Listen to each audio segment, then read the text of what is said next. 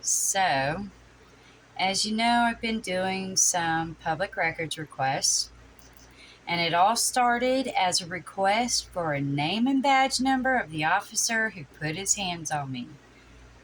Badge number 322. Their car number is the same as their badge numbers, guys. So when I tried to request those records, the name and badge number, the sheriff implemented a policy of only requests being made through the U.S. mail. That is not what it states in the Sunshine Act, and I've repeated that so many times. I've showed them, I read it to them, they don't care. I declined that implementation and insisted on they accept the email request as allowed in the Sunshine Act. You can see everything that I've done up until this point in the video. It's called Don, Custodian of Records. Now we have an attorney involved. So he writes, Dear Michelle, your request referenced above has been forwarded to me for review and response. This office is General Counsel for the Livingston Parish Sheriff's Office. This letter is intended to advise you that any future communications intended for the Sheriff's Office from you should be directed to me. This will allow for prompt responses, particularly given your knowledge of Louisiana law. I've reviewed the previous exchange of communication between you and the Sheriff's Office, and particularly some of your questions. And actually, I was not making requests of the Sheriff's Office. I was making requests for Don, the custodian of these records. So it makes it sound like I was trying to get a hold of Jason, the sheriff, to get these records, and that wasn't the case. I thought a brief explanation of the implementation of the LPSO's public records request policy might lend to an understanding on your part of the reason for this policy. The sheriff has and will continue to comply with all Louisiana laws, including the Louisiana Public Records Act. Well, you're not, Jason. You're not complying. You sent my request to your attorney. It's not going to stop me, though. Sheriff Ard has always been a proponent of the public's right to access public records. However, he believes that access must be balanced with other office demands, responsibilities, and available staff to accomplish the legal multiple other responsibilities of the Sheriff's Office. So if that's the case, why is the request only being accepted through the U.S. mail, which it could take 3 to 5 days to get there? It might get there, it might not get there. The U.S. mail is completely unreliable. And he still hasn't addressed that, because that part is what I have a problem with. The new policy is designed to ensure that all requests are properly received by the staff responsible for processing and timely responding. This policy applies to all persons making public records requests. Okay, so if that's the case, then I would challenge each and every one of you to make a public records request regarding some portion of the Sheriff's Department policy regarding officer conduct, for instance. Whatever you feel like you want to make the request for. You do it, and you let me know if you were able to be successful in your request. However you decide you want to request it, whether it be U.S. mail, whether it be email. You could even do it verbally, because it does say that you can request it verbally. In reviewing your August 7th email, I note what is an informational request. You have requested the opportunity to inspect the policy regarding officer identification when initiating contact with the public. The Sheriff's Office does not have a policy addressing this request. All of the deputies of his office wear name identifications on their uniform. I am not aware of any Louisiana law that requires a policy such as you request. I never said anything like that. Seems to me like he's trying to say that I'm quoting some imaginary law. I'm not. The laws that I've quoted are straight from the Attorney General's website. The Sheriff's Office does have a procedure for public complaints about the conduct or actions of LPSO deputies in dealing with the public. Such complaints do require an intake meeting and written report of the complaint given by the complainant to our Internal Affairs Division. Public complaints are taken seriously and investigated. The sheriff has asked that I express his concern about threats to the safety of you and your family. He does not take your expression of concern on your part lightly. I understand you have filed 2 complaints. The LPSO Internal Affairs Division is investigating those matters and will be following up with you. All further questions, please contact me. And he still did not address the issue. So this is my response to his first email. Thank you for responding.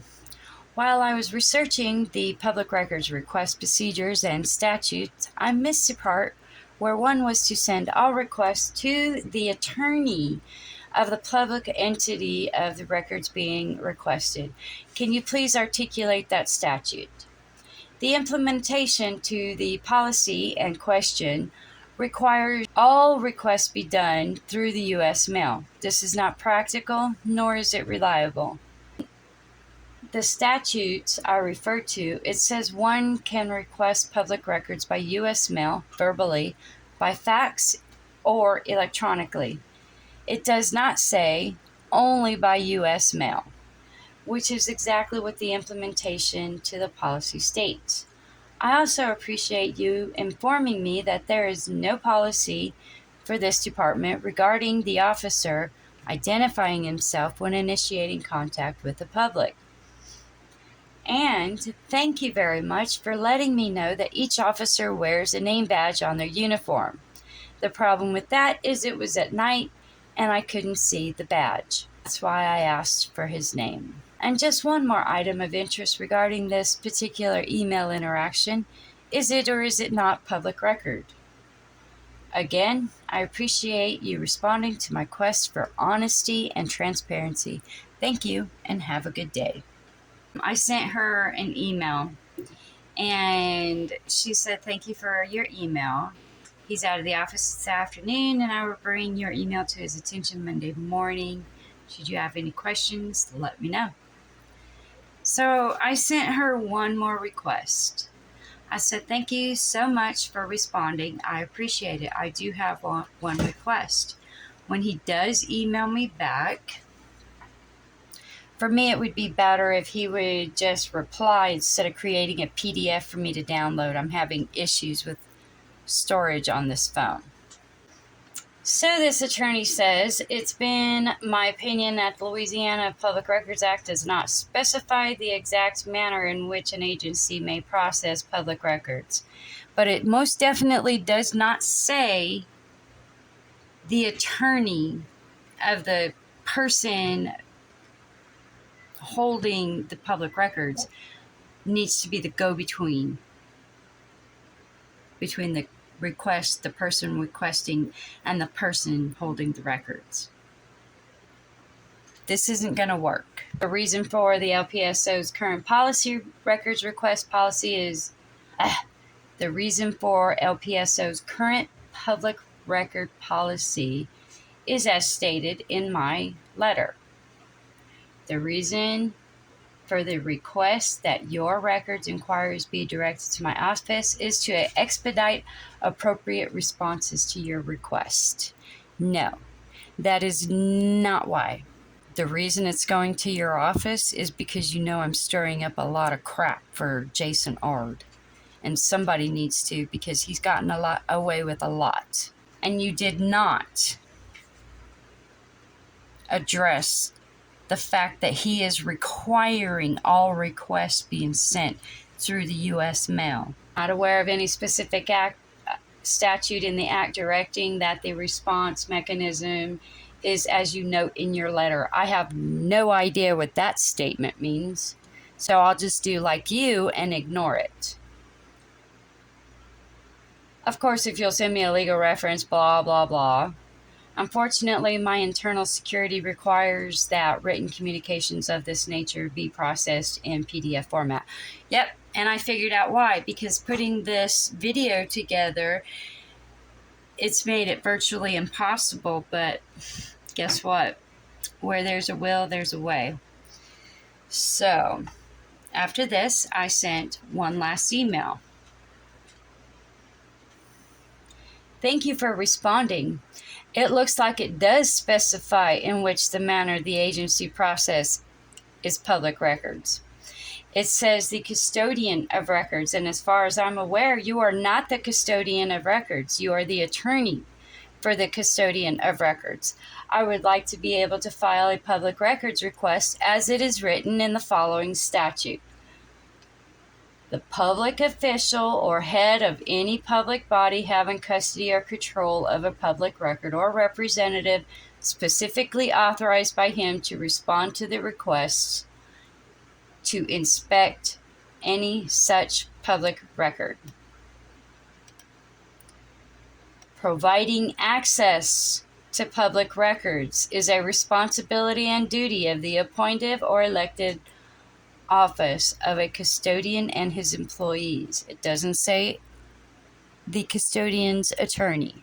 The public body shall make the contact information of the custodian available in a manner that will allow a member of the public to quickly determine the appropriate person to whom the public records request should be submitted, including by placing such information on the internet. Dawn, you are the custodian. This is your duty. These are your obligations. A custodian cannot inquire as to the reason the request is being made. A custodian has a duty to segregate public records from non-public records. The burden of proving a public record is not subject to disclosure rests with the custodian. Dawn, you need to do your job.